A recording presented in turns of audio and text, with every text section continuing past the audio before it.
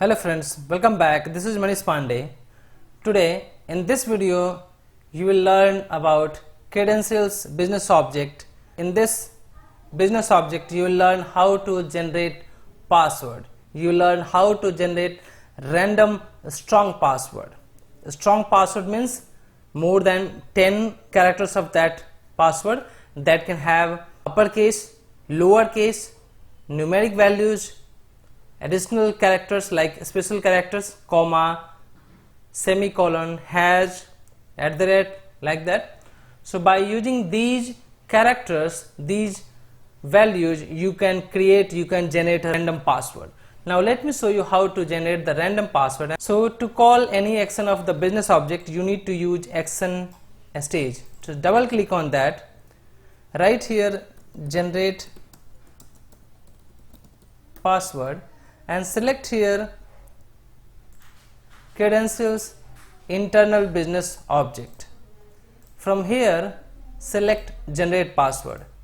Now this generate password we are going to use to generate random strong password.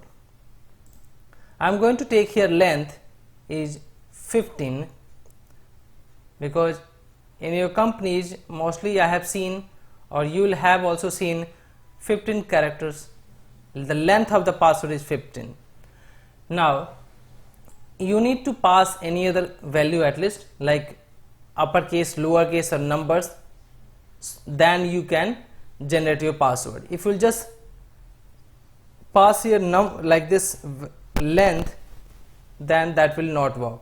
At least you need to pass some of the things here. Now these three will accept flag, it means boolean value, true or false, and additional character will accept your special characters. Now to make a strong password, you need to take here true as a uppercase, so it means your password will have uppercase also, and then it will have small letter also like lowercase, and then you can also use numerics.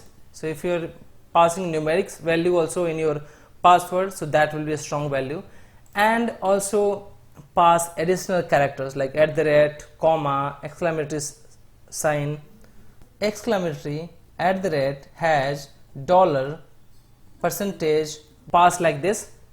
Now go to output, click on this, so it will store in the password data item here. Now click OK. Now this is your password. Link this. Now reset this, right click, set next stage, and now you can see here we have 15 characters of password. Length of this password is 15, and here you are not able to see because our data type is password. If you will change that text, then you will be able to see that. So let me show you. So currently our password, this data item type is text. Now let me right click, set next stage, and then you can see here this is your password, that is Y, and all these things is here with the numbers, uppercase and lowercase, everything is there in your password. So by this way you can generate a random password and you can use this in your application. Now you will be asking, why do we need to generate a random password here? So there are two types of password application that take credentials. First we pass static password, second we pass dynamic password. Static password means your application will have fixed password that will not change, right? Let's say your application is just taking password as a admin123, so that will be static password. Now dynamic password means your password will be changed after 45 days or 30 days, like that. So in that scenario what happens, you have used environment variables, in that someone has access to change the password, so they can go and randomly write something to change the password, and then your bot will access that credential there, that password, and enter to that. Now if your client says, your manager says that do not wait for client, just write one step to generate the random password and update your password there, and then use that password, right?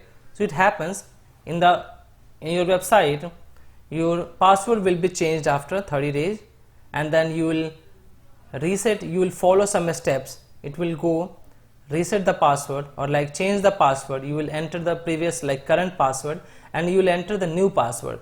So while entering the new password, you will first take here this step. You will generate the password, the random password, and you will update this generated strong password. You will update to the new password, and the same password you will update to the re-enter password text box, and now that will be your current password after that once you set new password.